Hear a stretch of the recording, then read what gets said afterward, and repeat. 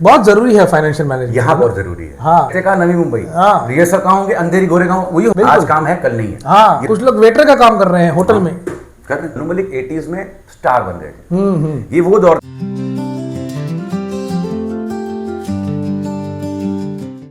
नमस्कार दोस्तों, मैं विराग धुलिया स्वागत करता हूं आपका हमारे चैनल इंडियन कथाकार पे। हमारे साथ है तपन पटनी जो कि एक फिल्म क्रिटिक और असिस्टेंट डायरेक्टर हैं, और आज हम एक टॉपिक पे बात करने वाले हैं। वो टॉपिक कुछ इस तरह का है कि अच्छा, टॉपिक से पहले ना मुझे थोड़ा सा एक मतलब पर्सनल चाहिए था, मतलब पूछ सकता हूँ? कैमरा है, पूछ रहा हूँ मतलब। हाँ पूछो भाई। अरे यार, मैं राइटर हूँ, पता है ना। हाँ अच्छा, अच्छे राइटर। मतलब कुछ स्क्रिप्ट मैंने लिखी है, थोड़ा पिच करवा दो ना। मैं जॉब वॉब छोड़ के आ जाऊंगा, फिर अपन प्रोड्यूसर के जाएंगे। तो क्या बोलते हैं? क्या मकान खरीदना है, फिर बंगला खरीदना है बॉम्बे में, मन्नत खरीदना है, क्या करना है? हाँ, वो तो मतलब स्क्रिप्ट बिकेगी तो फिर पैसा आएगा तो सब। घर बैठे रहो, इंडस्ट्री ज्वाइन मत करो। क्या वो ऐसा मत बोले यार, मतलब मत ज्वाइन करो। नहीं ऐसा। अरे मैंने बहुत, अगर जॉब कर रहे हो बहुत सालों से, बहुत सालों से, बहुत मेहनत से मैंने स्क्रिप्ट लिखी, अच्छी स्क्रिप्ट है वो। मतलब प्रोड्यूसर को दूंगा, वो देगा मुझे। 2-3 लाख रुपए हैं अभी अकाउंट में, बॉम्बे आने से पहले, शिफ्ट होने से पहले। इतना किसके पास होता है यार? हाँ तो फिर क्या करोगे बॉम्बे आके? नहीं मतलब पैसा मिलेगा। ब्रोकर, अरे मैं कुछ काम कर लूंगा छोटा मोटा। तो रोज काम मिलेगा, पैसा थोड़ा तो 9 to 5 जॉब में आए हो, कुछ तो मिलेगा ना। कैपन लेटर देंगे तुमको कि हाँ नौकरी मिल गई तो बैठ गए, जैसे मैं था बैंकिंग में, नहीं है ना। तो दोस्तों, अगर आप हमारी इन बातों से थोड़ा सा कंफ्यूजन में है तो आज हम इसी टॉपिक पे बात करने वाले हैं कि फिल्म इंडस्ट्री में बहुत सारे लोगों को फाइनेंशियल प्रॉब्लम्स होती हैं। अब आप बोलेंगे फिल्म इंडस्ट्री में फाइनेंशियल प्रॉब्लम, करोड़ों की फिल्में बनती हैं, इतने कमा रही है। ये देखो धुरंधर ने 1300 करोड़ कमाए हैं, 1300 करोड़ कमाए हैं। तो फिर यही प्रॉब्लम है ग्लैमर वर्ल्ड का। तो यहाँ पे एक ये चीज जो है हमें कहनी है कि धुरंधर एक वर्ल्ड है फिल्म का, और एक वर्ल्ड है फिल्म का जहाँ पे लोग स्ट्रगल कर रहे हैं, और वो सबसे बड़ा वर्ल्ड वही है। सबसे बड़ा वर्ल्ड वही है, ज्यादा बड़ा वर्ल्ड वही है। वो क्या है ना, प्रॉब्लम क्या है कि ग्लैमर की दुनिया शायद पूरे वर्ल्ड में होगी, बाकी का नहीं पता। इंडिया में तो पहले से एक चस्का जो है ना, वो देख के आप आ तो सकते हो यहाँ पे, बट आप ये भूल जाते हो कि जो स्टार्स बने हैं वो कब बने हैं। आज मैंने देखी रंग बसंती, चलो वापस ऐसी रिविजिट कर रहा था, तो मेरा आज पहली बार ध्यान गया कि उसके एक फ्रेम में मुकेश छाबड़ा जी बैठे हैं, आमिर के बाजू में। तब रंग बसंती 2006 की फिल्म है, बनी होगी मार्च में, बनी होगी। उसके पहले मुकेश छाबड़ा ने हेल्प करी थी कास्टिंग में, तब से वो हेल्प कर रहे हैं लोकल कास्टिंग में, वो एक्टिंग भी करते हैं, अभी भी कर रहे हैं। सोचिए आज कौन सा मुकेश छाबड़ा कब से फेमस हुए, गैंग्स ऑफ वासेपुर से, काइंड ऑफ कास्टिंग डायरेक्टर के रूप में। करेक्ट, टल्क नाम बनाऊं, हाँ, तब से स्ट्रगल कर रहे होंगे वो। उसके पहले से कर रहे निकालोगे उन्होंने, उसके पहले से कर रहे हैं, पहले से कर रहे होंगे ना। अरे लोग नहीं देख रहे। ये छोड़ो, बेस्ट रेलेवेंट एग्जांपल आदित्य धर, यस, काबुल एक्सप्रेस पे लिरिक्स लिखे इन्होंने, लिरिक्स लिखे उस समय। आक्रोश के एडी थे, लिरिक्स राइटर थे, स्क्रीन राइटर, हाँ स्क्रीन राइटर।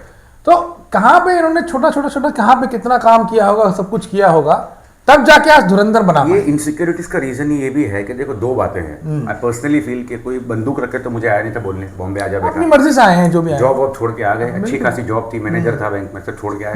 तो किसी ने बंदूक रखी थी? नहीं रखी थी। मेरे को पैशन पूरा करना है, तो अगर ये दुख मुझे आ रहे हैं तो वो मैंने ही लिए हैं, अपनी रिस्पॉन्सिबिलिटी। दूसरा बात यह है कि मेरे पास सब कुछ टैलेंट है, सब कुछ है, लेकिन काम रोज कैसे मिलेगा ये आपके हाथ में नहीं है। फिल्में कब बनती हैं? It takes years and years sometimes. 2 script तो मैं जान रहा हूँ 2 साल से बन ही रही हैं, ना गलती डायरेक्टर की है ना प्रोड्यूसर की, क्योंकि एक्टर की डेट नहीं, एक्टर तो प्रोड्यूसर रेडी नहीं है, वो रेडी हुआ तो चैनल रेडी नहीं है, 50 लफड़े हैं। अगर सब कुछ हो गया तो जिनको लोकेशन चाहिए वो रेडी नहीं है, या कई बार ऐसा होता है कि प्रोजेक्ट शुरू होता है, बंद हो जाता है, तो आपको लगा काम मिला, चला गया काम। तो आपको डेली इनकम होगी, काम होगा, उसको सोच के आप यहाँ मत रहिए। और इसमें मतलब मेरा भी जो एक्सपीरियंस रहा है उससे मैं ये एक ज़रूर कहना चाहूँगा कि अगर कोई भी ऐसा सोच रहा है कि चलो यार मेरे पास ये स्किल्स हैं, ये टैलेंट है और मैं जाके काम ढूंढने मिल जाएगा, ऐसा नहीं तो सबसे पहले फिल्म इंडस्ट्री में आने से पहले सबसे पहला आपको जो काम करना है वो है कि आप पैसिव इनकम का इंतजाम कीजिए। यस। कैसे मुझे नहीं पता, आपके सबकी अपनी अपनी नहीं, मैंने देखे सिचुएशंस होते हैं। एक बार मेरे घर पे एक छोटा सा एग्जांपल लेता हूँ। एक बार मेरे घर पे अपना ब्लिंकिट डिलीवरी मंगाते रहते हैं, ब्लिंकिट और ये सब आजकल, तो एक डिलीवरी बॉय आया रात को, तो उसको देख के मुझे लगा कि ये मतलब अच्छे खासे खानदान का लग रहा है, उसका चेहरा भी खूबसूरत है। हाँ हाँ हाँ मैंने पूछा तुम मतलब बेटा ये करते हो? बोले नहीं नहीं सर मैं एक्टर हूँ, हाँ मैं स्ट्रगल कर रहा हूँ। पर अभी क्या बाइक है, अभी ये अच्छा खासा काम मिल जाता है, तो जब काम होता नहीं, ऑडिशन रोज तो देना होता नहीं, तो मैं घर चलाने के लिए करता रहता हूँ और इसी लोगों से मिलता रहता हूँ। तो मैंने उसको बाकायदा नंबर लिया, उसके फोटोज लिए, तो मुझे फोटो भेज, मैं तेरी कास्टिंग में हेल्प कर सकता हूँ, मैं तेरे को कास्टिंग को कम से कम नंबर भेजता हूँ। कहीं रेफर कर सकते हैं। कुछ लोग ऑटो चला रहे हैं, हाँ कुछ लोग राइट की जॉब कर रहे हैं, कुछ लोग वेटर का काम कर रहे हैं होटल में कर रहे हैं। तो वो आप उस क्योंकि ना वो जरूरी इसलिए है कि आपके पास अगर टैलेंट भी होगा ना, तो ये मत सोचो कि टैलेंट मैं लेकर आया हूँ, सामने को नहीं पता क्या टैलेंट है। जॉब में क्या होता है कि आप में टैलेंट है, आपने डिग्री ली है, आपने एमबीए किया, कुछ किया, आपकी डिग्री, आपने इंटरव्यू देखा, आप लग गए जॉब में। यहाँ पर ऐसा नहीं हो सकता। हाँ, और यहाँ पे एक थोड़ी सी एक ये भी बात है कि हम बात करते हैं फिल्म इंडस्ट्री, लेकिन ये ना इंडस्ट्री वैसे ऑर्गेनाइज नहीं है। नहीं, बिल्कुल ऑर्गेनाइज नहीं है। ठीक है, और इसको इंडस्ट्री एक्चुअली कहना भी नहीं चाहिए। ये एक्चुअली एक कम्युनिटी है, ये कम्युनिटी है हमारी, ये इंडस्ट्री नहीं है, कम्युनिटी है। ये आज भी चलती है, दोस्ती यारी। अरे भाई एक फिल्म बना तो करेगा यार, वो आ जा यार। अब जैसे मैं कोई फिल्म शुरू करूँ, बोलो तपन यार आ जा यार, आ जाओ, ऐसे ही होगा ना। नेटवर्किंग बहुत जरूरी है। तुम भी बोलो यार विराट कर रहा है तो मैं जाऊंगा ना, जाओ भाई, वैसी बात है ना। तो वो रोज रोज तो नहीं होगा ना, वो रोज नहीं होगा, रोज तो फिल्म करोगे नहीं। नहीं नहीं नहीं। तो ऐसा आपको एक कम्युनिटी बनाना ऐसा भी नहीं हो सकता, मान लो मुझे किसी फिल्म में काम लगा, वहां नहीं बोल सकते तपन मेरा दोस्त है, बोलेगा उनकी टीम रेडी होगी। हाँ, उनकी टीम रेडी होगी। हम खुद की मुश्किल से काम मिल रहा है, किसी और को भी रिकमेंड करूंगा तो भाई रहने तक मेरा काम नहीं चला जाए इससे। वो गलत बात नहीं है, वो सर्वाइवल की बात है, सर्वाइवल की बात है ना। तो एक तो इसमें ये है कि पहली बात ये है कि आपके पास कोई पैसिव इनकम का जरिया जरूर होना चाहिए, या फिर आपके घर में इतना पैसा है, हाँ, आप किसी बिजनेसमैन के आपको सपोर्ट कर रहे हैं, कुछ कर रहे हैं, कोई टेंशन नहीं है, तो अलग बात है, वो अलग बात। लेकिन उसमें भी प्रॉब्लम है, अगर ऐसा भी कुछ हो जाता है ना, तो वो जो भूख है ना आर्टिस्ट की, वो कभी उसमें होगी नहीं। हाँ, वो जितनी फिल्में मुफलिसिन बनी है बुरे फिल्म मेकर्स की, वो तो है, वो तभी बनी है कि जब वो फ्रस्ट्रेशन है ना स्क्रीन पे दिखता है फिल्म मेकर्स का। बिल्कुल बिल्कुल। मैं बताता हूँ उसका बहुत अच्छा एग्जांपल, मैंने कहीं सुना था उनके इंटरव्यू, सच कितना को पता नहीं। एक बहुत पहले, अब 1986 या 85 में एक भाई बहन है, वो FTI पास आउट करते हैं एडिटिंग में, बाकायदा कोर्स करते हैं, फिर ज्वाइन करते हैं विद्युत चोपड़ा को एज ए टेक्नीशियन। उसके एडीज बनते हैं। अगर आपने शाम में निकल के वो सीरीज देखी है भारत एक खोज, उसके लास्ट में थर्ड एडिटर के रूप में, मतलब छोटा क्रेडिट में 2 नाम आते हैं। वो परिंदा में असिस्ट करते हैं उनको, धीरे धीरे अच्छे खुद फिल्म मेकर बनते हैं। वो फिल्म बनाते हैं खामोशी द म्यूजिकल, फ्लॉप हो जाती है। हमदिल बनाते हैं, सुपर डुपर हिट। देवदास पूरी प्री प्रोडक्शन उस घर में होती है। देवदास रिलीज होने के बाद संजय लीला भंसाली 1985 2003 और 2 ऑलमोस्ट 17-18 साल उसके बाद भंसाली की इतनी फाइनेंशियल कैपेबिलिटी आई कि उसने अपना एक बड़ा घर खरीदा, जबकि वो बॉम्बे के हैं, उनको रेंट नहीं भरना था। मेन प्रॉब्लम क्या होता है, बेसिक प्रॉब्लम है शहर का, रेंट 2 टाइम खाना। हाँ बिल्कुल, that will kill you like anything. और जो आपका आना जाना यहाँ कन्वेंस जो है, और दूसरा एक्टर्स को अच्छा दिखना पड़ता है। अच्छा दिखना पड़ता है। मैं टेक्नीशियन हूँ, मैं ऐसे घूम सकता हूँ, मुझे नहीं फर्क पड़ता। एक्टर को हमेशा अच्छा दिखना है, हाँ, फिजिकली भी। तो मेकअप और कपड़े, खाना अलग है। हाँ, मेकअप कपड़े, वो सब कपड़े, फूड, हर चीज, जिम, उसको हर चीज मेंटेन रखनी है, अपनी बॉडी मेंटेन रखनी है। तो मेंटेनेंस कॉस्ट भी है एक। तो सोचो अगर भंसाली को टाइम लग सकता है, तो आप ये सोचो कि मैंने एक में आ जाऊंगा, छा जाऊंगा, वो आपको दिमाग से निकालना पड़ेगा। और बॉम्बे बहुत महंगा शहर है। हाँ, बहुत महंगा शहर, बहुत महंगा शहर है। बड़ा शहर है, महंगा तो होगा ही। कोई भी बड़ा शहर महंगा ही होता है। हाँ, मतलब क्योंकि लोग बहुत है ना, तो इसलिए। और बॉम्बे छोड़िए, आज किसी भी छोटे भी शहर में, मेरे वडोदरा में आज 10-12 का घर मिलेगा रेंट पे? नहीं मिलेगा। और आप देखो कि अगर आप ये सोच रहे हो कि मैं फिल्म इंडस्ट्री के जरिए अपना लाइवलीहुड चलाऊंगा, तो बहुत मुश्किल है। चला सकते हैं, but it will take time. It will take time. शुरू में आपके पास कोई सपोर्ट सिस्टम होना चाहिए सपोर्ट सिस्टम। उसके बिना नहीं। आपकी गलती नहीं। देखो, एक फिल्म मेकर है, उनको यशराज ने कभी हायर किया था एनिमेशन फिल्म बनाने के लिए, बिकॉज एनिमेशन पढ़ के आए थे और वो एनिमेशन फिल्म बना चुके थे। 3 फिल्म का कॉन्ट्रैक्ट था उनके पास। 6 महीने में वो डिपार्टमेंट बंद हो गया, बिकॉज यशराज को लॉस हुआ कुछ और फिल्म बनाने में। बिल्कुल, या उनको डिपार्टमेंट पसंद नहीं आया। जब रूम से जो कुछ फिल्म आई थी सैफ अली खान की, it was animated film made by Yashraj और समथिंग, रोड साइड रोमियो, क्या नाम था, आई फॉरगॉट द नेम। वो फिल्म फ्लॉप हो गई। तो उनको डिपार्ट बंद किया। अब इतना टैलेंटेड फिल्म मेकर के पास, मतलब यशराज से ऑफर आ गया, जिंदगी बन गई मेरी। अब ना गलती यशराज की है ना उस फिल्म मेकर की, वो गलती किस्मत की है, व्हाटएवर। मैं समझ गया आपकी इसकी बात। हाँ, अब नाम ले सकते, पब्लिक में लेना भी नहीं चाहिए, मैं और आपको पर्सनली बहुत अच्छे फिल्म मेकर है। बहुत अच्छे फिल्म मेकर। तो पॉइंट ये है कि वो किस्मत आपको साथ देनी उनकी फिल्मों को हमेशा क्रिटिकल एक्लेम मिलता है, आदि नहीं मिलता कमर्शियल सक्सेस जो चाहिए जो नहीं, deserve करता है। अब बन रही है कमर्शियल फिल्म उनकी, बनानी चाहिए। I respect him a lot as a filmmaker, उसकी पूरी जर्नी मुझे पता है स्ट्रगल की। तो ये है एक चीज, ये आपको समझना होगा, चाहे वो एक्टर टेक्नीशियन कोई भी, रोज आपको काम नहीं मिलेगा। और फिर इसमें क्या होता है कि बहुत सारे लोग डेट साइकिल में फंस जाते हैं, सुसाइड, उधारी हो जाती है, ये आप सब चले जाओ 4 बंगला महाड़ा, आपको अभी भी मिलेंगे 20-20 साल से 30-30 साल से एक सीन के लिए स्ट्रगल करते हुए एक्टर्स, बिल्कुल जो बिल्कुल, परिवार को क्या अपना खुद का नहीं पाल पा रहे हैं। खुद का नहीं पाल पा रहे हैं, बिल्कुल। तो वो ग्लैमर देख के मत आओ, अगर आप में टैलेंट भी है तो कुछ ऐसा सोचो कि आप इसके में पैसिव इनकम कैसे करो, सर्वाइव कैसे करो यहाँ। और आजकल तो मेरे ख्याल से ऑल्टरनेट इनकम के बहुत तरीके हो गए हैं। आजकल हो गए, हाँ। आप कितने सारे वर्क फ्रॉम होम जॉब्स कर सकते हो, आप थिएटर में काम कर सकते हो, आप यूट्यूब का वीडियोस बना के बहुत कुछ कर सकते हो, अब रील्स बना के करो, यूट्यूब हाँ, बनाओ, कंटेंट बनाओ, जॉब करो, पार्ट टाइम जॉब करो। अगर आपकी इंग्लिश अच्छी है तो किसी को जॉब करो कॉल सेंटर में, बिल्कुल। हिंदी अच्छी तो हिंदी कॉल सेंटर भी होते हैं, कितने ऐसे 4 घंटे काम करके कमा रहे हैं अच्छे से। कितने ऐसे भी एक्टर्स हैं जिन्होंने शुरू में कुछ साल टीवी किया, हाँ टीवी किया है, ठीक है, सिर्फ उनको कि पैसा मिले, इसमें काम किया। कितने एक्टर्स ने, अरशद वारसी साहब ने किया है, हाँ बिल्कुल बिल्कुल बिल्कुल, घर चलाने के लिए किया है उन्होंने, बिल्कुल बिल्कुल, क्योंकि भाई पेट तो भरना है ना। प्रतीक गांधी, हाँ, प्रतीक गांधी जॉब करते हैं, वो फिल्म्स करते हैं, इंडस्ट्रियल इंजीनियर, और उनका आप इंटरव्यू में जर्नी सुनोगे मतलब हिल जाओगे कि वो सुबह 5 बजे उठ के रिहर्सल करते थे, फिर जॉब, फिर शाम जॉब कहाँ, नवी मुंबई, हाँ, रहते कहाँ नवी मुंबई, हाँ, रिहर्सल कहाँ होंगे, अंधेरी गोरेगांव, वही होगा, वही, हाँ, भाग क्या हो यहाँ पे, वहां से इधर आना। जर्नी कितनी होगी सर, सिर्फ जर्नी होगी 4 घंटे की, 5 घंटे की ट्रेन की, बिल्कुल बिल्कुल। उसके बाद जॉब भी करनी है, हाँ, और उसके बाद फिल्में भी करनी है। कितना प्लानिंग से बंदे ने काम किया, उन्हें पता है कब छोड़ी जॉब, कब जॉब छोड़ी।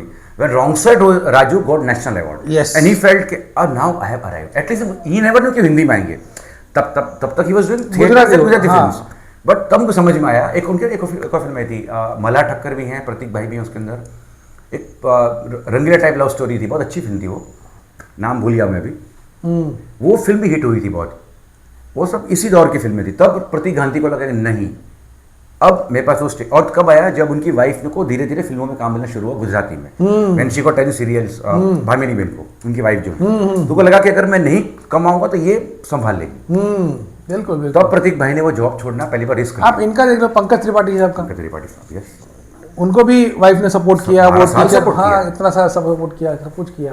तो ये जरूरी है, सबकी है, मतलब एक जर्नी है। हम जब देखते हैं कि चलो पंकज त्रिपाठी मिर्जापुर में देखा हमने, तो लगा यार वही उनकी उसके पहले 17-18 साल की जर्नी है। फिर खाए थे कौवा बिरयानी, कमाई थी, वही तो। और अपने यशपाल शर्मा जी, यशपाल सर, हाँ। इनकी तो आप पूरी जर्नी जानते हैं, मतलब उन कहाँ से वो शुरू होकर आज कहाँ तक पहुंचे, मिली उसके पहले 5 साल की जर्नी है, स्ट्रगल है, हाँ स्ट्रगल है पूरा, और है राजपाल यादव जी, जितने भी बिल्कुल बिल्कुल, संजय मिश्रा, हाँ बिल्कुल बिल्कुल बिल्कुल, तो पूरी जर्नी पता है। वो तो कैसे चले गए थे, वापस आ गए, वो थक गए थे इंडस्ट्री से, he went away from industry, बाहर में जाए, इंडस्ट्री नहीं चाहिए, कैसे ढूंढा रोहित शेट्टी ने, now we see again, yes, हाँ वो चले गए थे, चले गए थे, वो जावे में नौकरी कर रहे थे, ढूंढ के वापस लाए, यस, बिल्कुल। ये जर्नी जो है ना, वो किस्मत की जर्नी। फिर जो हम दोनों का बहुत ही कॉमन फ्रेंड है, प्यारा सा दोस्त है, नल्लेश नील साहब, हाँ। तो ये सब, हाँ मतलब अब वो कर रहे हैं हर फिल्म में उनको, तो ये कह रहे, चलो अच्छी बात निकली, याद आया मुझे 77 या 78 में अनु मलिक ने पहली बार शुरू किया था करियर, हंटर वाली 77 एक बी ग्रेड फिल्म थी, यस। वहां से फिर पूना माही, मोहम्मद रफी के गाने थे उसके अंदर, फिर अनु मलिक 80s में स्टार बन गए थे। ये वो दौर था जब जो फिल्म मेकर्स, हरमेश मल्होत्रा या जो डायरेक्ट फिल्म मेकर्स थे, always wanted to work with Laxmikant Pyarelal, वो अब ये shifted to Anu Malik. The reason was कि एलपी का ये कहना था कि अब हम शायद वो समझ नहीं पा रहे जो आज के दिन हाँ, समझ नहीं पाएगा, राइट। और धीरे धीरे अनु मलिक को काम मिलना शुरू हुआ, 30 साल से एक फटीक भी आ जाता है, मनमोहन देसाई से लेके सबने काम किया अनु मलिक के साथ, मर्द वगैरह। इतना करने के बाद भी 1988 से लेके 1991-92 तक Anu Malik had no work in industry for 5 to 6 years, या वो जीरो इन वर्क। वो वापस बाजीगर और उस सब से सर से, और फिर तेरी कहानी सर, फिर बाजीगर। महेश भट्ट ने जब फोन किया कि यार मेरे पास फिल्म तो नहीं है भाई, तो बहुत काम तो मांग रहा है, मेरे पास एक छोटी सी टेलीविजन काइंड ऑफ सीरियल है ZTV की, पर फिल्म में कन्वर्ट हो जाएगी, पर वो टीवी पे आएगा, चलेगा तेरे को, टेलीफिल्म, काम दे दो मेरे को, बस काम दे दो, टेलीफिल्म। फिर तेरी कहानी याद आई, and that change his career. क्या गाने हैं उसके। Imagine a person who has seen the top most phase of life, और ये भी नहीं है कि दूसरे कंपोजर्स आए उन्होंने काम छीन लिया, नहीं, तब तो कुछ नहीं था, he was raining like a king, और अचानक काम खत्म। सडनली पंचम दा, सागर के बाद he had no work for 10 years, yes. और जब काम मिला, 9 for Love स्टोरी आई, क्रिएटेड अ क्लासिक मास्टरपीस, वो इस दुनिया में नहीं रहेगी। ये सक्सेस देखने के लिए। बिल्कुल बिल्कुल बिल्कुल, very ironical turn off events. तो आप सक्सेसफुल भी हैं, स्टार भी हैं, दैट डजंट मीन कि काम मिलता रहेगा। और अनु मलिक की एक और आपको बात बताता हूँ कि जब उन्होंने 70s में काम ढूंढना शुरू किया था, मिड 70s वगैरह में, तो वो हारमोनियम लेके जाते थे। अरे हाँ, एक प्रोड्यूसर के पास, जो आज टूट गया famous house, yes yes, famous studios, yes correct correct last में तो मुझे इतना भी कि मैं फिल्में बहुत देखी है, हाँ हाँ हाँ, बिल्कुल बिल्कुल, बहुत देख के खत्म हो गया पूरा वो धरोहर। लेकिन वहीं पर सब प्रोड्यूसर्स बैठते थे, वहीं बैठते थे, पूरा घर वहीं पे था। तो वो जाते थे अनु मलिक हारमोनियम लेकर के, लेकिन फिर भी, और वो कहते थे कि मैं सरदार मलिक का बेटा हूँ। हाँ, और मैं यही कहना चाह रहा था। इसके बाद भी उनको देखो, बेसिक प्रॉब्लम ना घर का भाड़ा भरना था, ना उनको 2 टाइम खाने का टेंशन, खाना कैसे मिलेगा। उसके बाद भी इन्होंने इतना स्ट्रगल देखा, इतने दिन देखे हैं।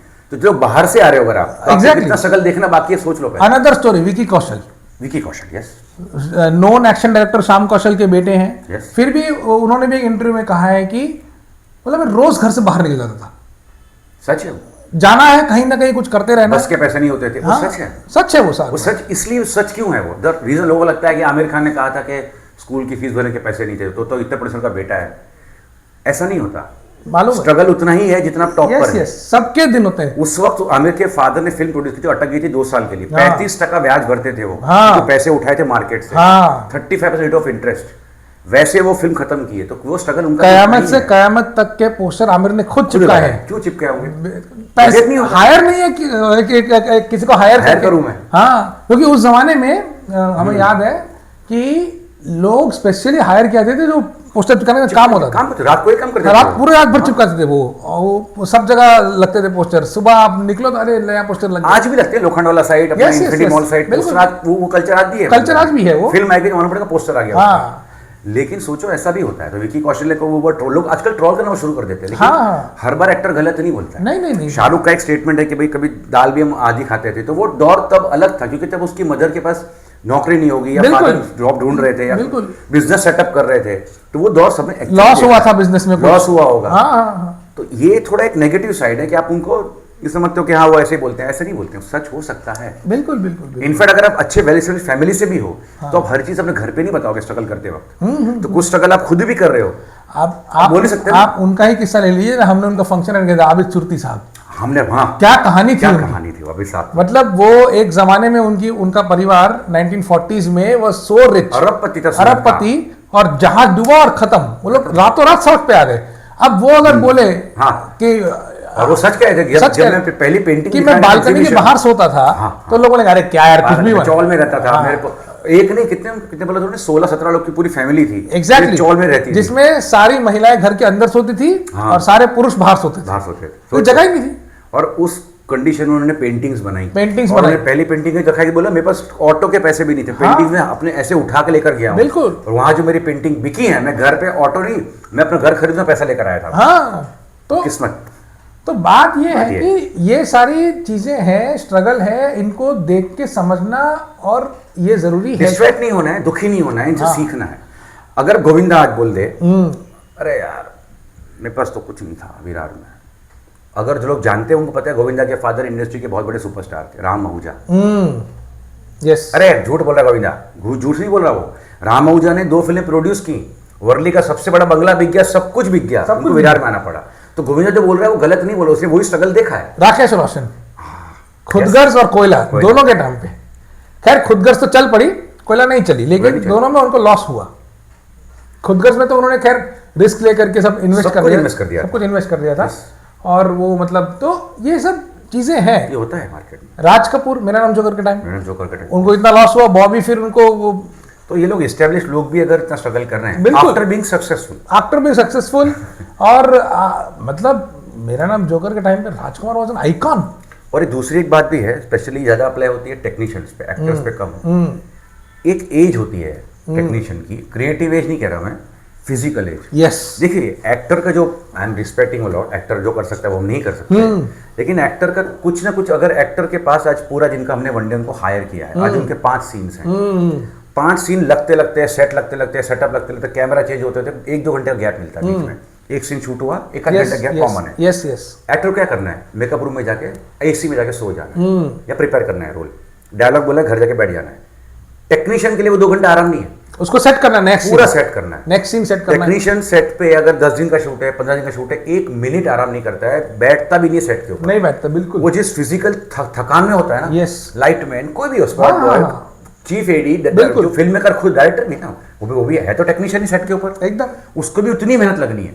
तो टेक्नीशियन अगर धीरे धीरे एज होगी ना उसकी 35, 40, 45, 50, तब वो फिजिकली इतना केपेबल नहीं रहेगा कि वो अब वो कर सके जो 20 साल पहले कर सके। Naturally me too, after at this age 41, अगर मैं 10 साल पहले जो काम करता था इंडस्ट्री में, दौड़ भाग, अब शायद मैं वो जॉब नहीं कर पाऊंगा। कर लूंगा, मेरे में एनर्जी है, मैं नहीं कह रहा कि मेरा एनर्जी लेस हूं, थोड़ा सा अफेक्ट्स योर हेल्थ आल्सो और एज आल्सो। बिल्कुल। एक्टर्स को ऐसा नहीं, एक्टर्स अगर 30 साल की जगह, मतलब मैं बात नहीं कर रहा स्टार्स की, जो कैरेक्टर आर्टिस्ट है वो 30 के हुए, 40 के, 50 के, तो उनको रोल में शुरू हो जाएंगे, जो जहां वो किसी के बड़े भाई बनेंगे, बाप बनेंगे, तो उनको काम मिलता रहे। लेकिन टेक्नीशियनों को ये भी ध्यान रखना है कि यहाँ कोई इंश्योरेंस पॉलिसी नहीं है, कोई पीएफ नहीं मिलता है, कुछ नहीं है, कोई ग्रेजुएटी नहीं है, कोई पेंशन नहीं है, कोई सोशल नेट नहीं है, कुछ नहीं आपके पास। तो आप अगर आप देखो तो कमाना शुरू कर, तो बचा के भी उतना रखना। फाइनेंशियल मैनेजमेंट बहुत जरूरी है, फाइनेंशियल मैनेजमेंट यहाँ बहुत जरूरी है। हाँ अगर आपने किस्से सुने होंगे भारत भूषण के, प्रदीप कुमार के, जो स्टार्स थे ना, राजेंद्र कुमार,